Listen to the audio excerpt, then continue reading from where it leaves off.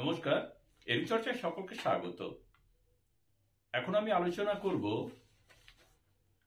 SSK MSK এর যে সংকট, সেই সংকট থেকে মুক্তির উপায় সম্পর্কে।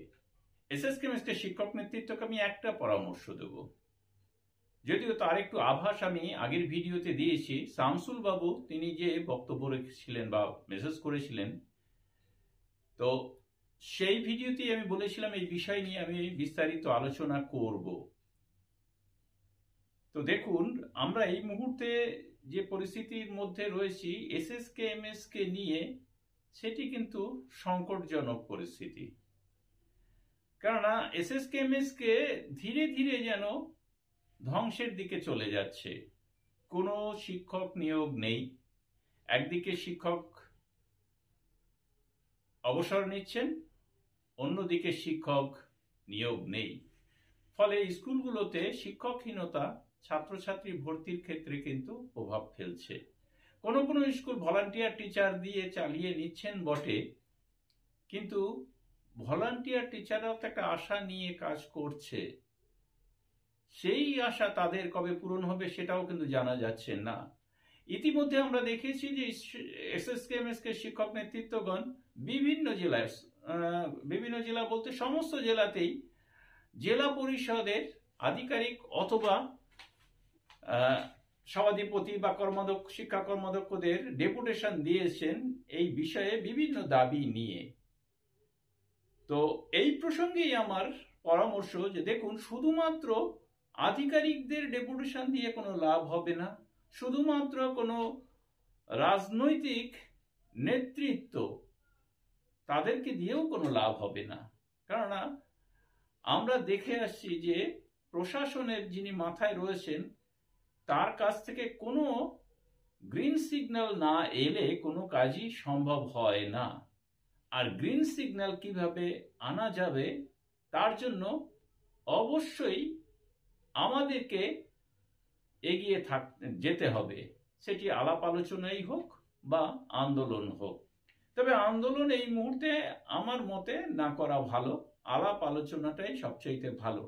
তো আমরা তো প্রত্যেকেই জানি যে এসএসকে এমএসকে কি পরিস্থিতিতে সৃষ্টি হয়েছিল, যেখানে একেবারে স্কুল ছিল না পর্ষদের, সে প্রাইমারি হোক আর মাধ্যমিকই হোক, সেই সমস্ত এলাকায় অর্থাৎ পিছিয়ে পড়া এলাকাতে এসএসকে এমএসকে তৈরি হয়েছে। আর এসএসকে এমএসকে তৈরির সময় কিন্তু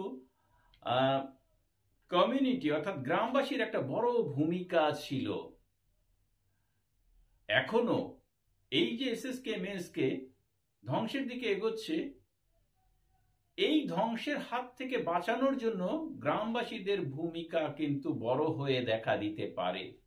শুধুমাত্র এসএসকে এমএসকে নেতৃত্ব বা কয়েকজন শিক্ষক মিলে ডেপুটেশন দিলাম তাতেই যে সমস্যার সমাধান হবে তা নয়।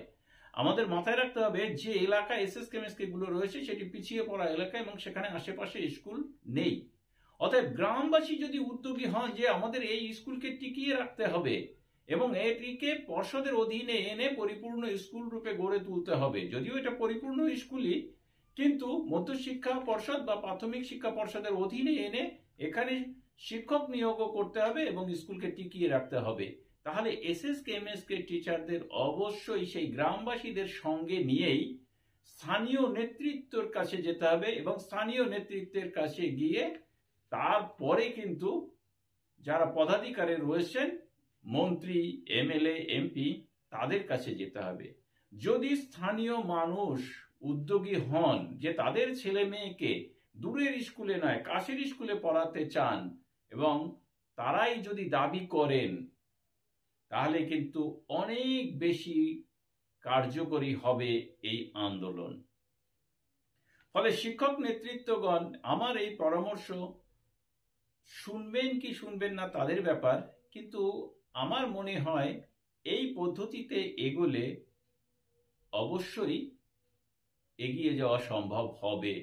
প্রতিটি জেলায়, প্রতিটি এলাকায় যদি যে এলাকায় স্কুলটি রয়েছে সেই এলাকার মানুষ সঙ্গে থাকে, তাহলে সরকার কিন্তু ভাবতে বাধ্য হবে। এসএসকে এমএসকে কে হয়তো রাখবে না এরকম সিদ্ধান্তই হয়তো সরকার নিয়ে ফেলেছে, না হলে এসএসকে এমএসকে কে এতটা অবহেলা হয়তো করতো না। কিন্তু সেখান থেকে কিভাবে এসএসকে এমএসকে কে আবার নতুন করে আলো দেখানো যায় সেই পথ কিন্তু গ্রামবাসীই নিতে পারেন। সঙ্গে অবশ্যই শিক্ষক নেতৃত্ব এবং স্থানীয় নেতৃত্ব অর্থাৎ শাসক দলের নেতৃত্ব এটা কিন্তু পারেন। পরের ভিডিওতে আমি আরও একটা বিষয় নিয়ে আলোচনা করব। এখন তবে এই পর্যন্তই। আগত নববর্ষের শুভেচ্ছা জানিয়ে শেষ করছি। ভালো থাকবেন, সুস্থ থাকবেন।